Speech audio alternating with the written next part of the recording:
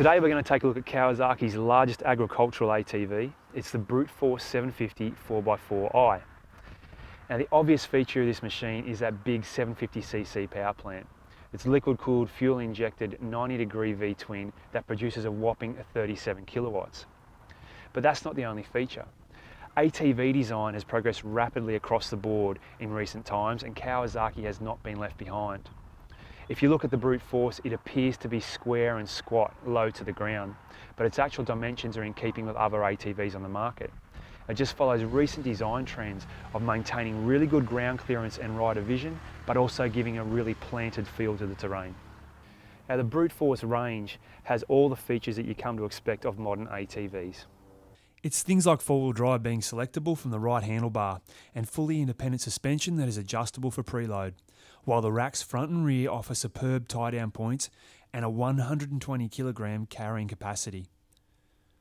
Up front you'll find some handy glove compartments for storage, and note the 12-volt DC power supply. 6-spoke cast aluminium wheels are fitted as standard, and the diff lock is operated by a lever on the left handlebar.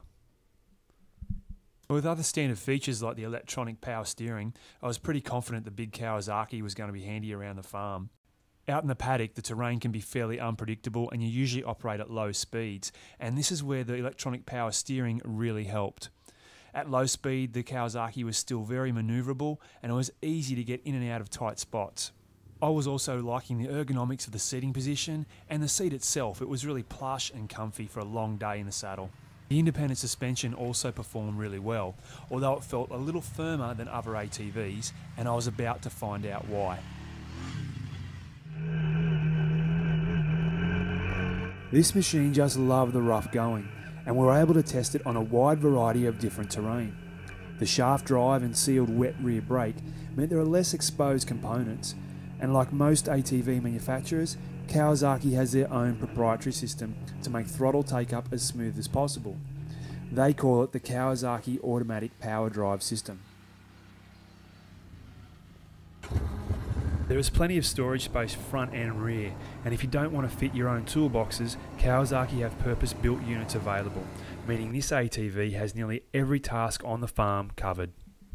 Okay, so we've had a few days now on the Kawasaki Brute Force 750, and a few people have test ridden the bike and they've all had very positive impressions. One of the big standouts of the bike, besides the very powerful engine, is the power steering. The power steering was excellent, especially at low speeds in four-wheel drive. Very light, easy to manoeuvre, and the bike also had a really tight turning circle. I felt that it could have been a bit tighter at higher speeds.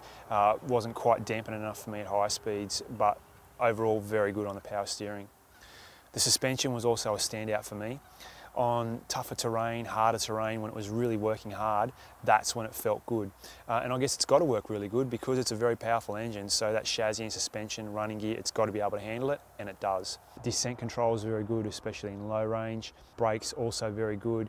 Overall, Kawasaki has produced a really good package that is up there and can compete with every other modern ATV.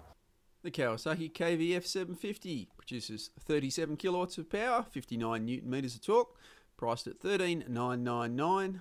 Check them out at your Kawasaki dealer. Lots more information at kawasaki.com.au.